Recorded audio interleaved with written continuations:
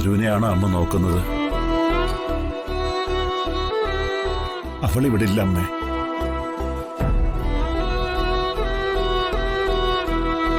മനോജിനൊപ്പം പുതിയ വീട്ടിൽ താമസിക്കാൻ പോയിരിക്കുക.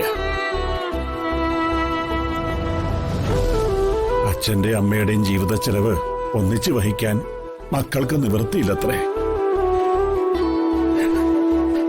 അതുകൊണ്ട് രണ്ടാൺമക്കളും കൂടി സ്വന്തം അച്ഛനമ്മമാരെ തന്നെ രണ്ടായിട്ട് വെട്ടിമുറിച്ചമ്മ.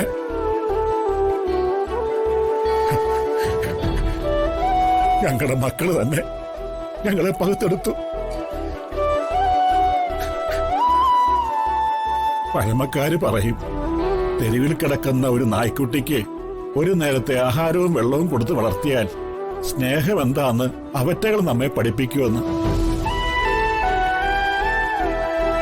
എത്ര അടിച്ചാലും അതിനെ വേദനിപ്പിച്ചാലും നമ്മൾ വിളിച്ച വാലാട്ടിക്കൊണ്ട് വീണ്ടും വരും സ്നേഹത്തോടെ.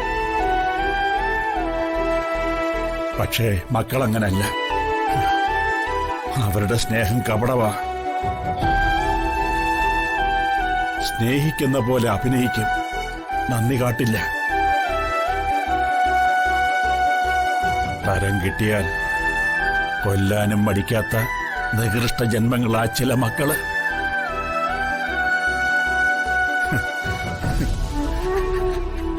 എന്റെ രണ്ടാൺമക്കളും അത്തരത്തിലുള്ളവരായിപ്പോയ എന്റെ അമ്മ.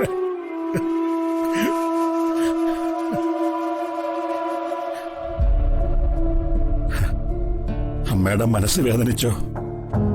വിഷമിക്കണ്ടമ്മേ. ഒരർത്ഥത്തിൽ അമ്മ ഭാഗ്യം ചെയ്തവളാ. എന്നെ മാത്രമല്ലേ പ്രസവിച്ചുള്ളൂ. ഇല്ലെങ്കിൽ അമ്മയും ആരെങ്കിലും ഒക്കെ.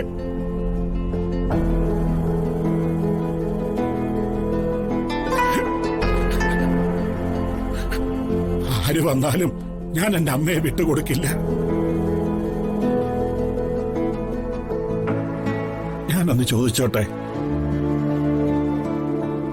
അമ്മയെ വാക്കുകൊണ്ടോ നോട്ടം കൊണ്ടോ ഞാൻ എപ്പോഴെങ്കിലും വേദനിപ്പിച്ചിട്ടുണ്ടോ? ഉണ്ടോ അമ്മേ?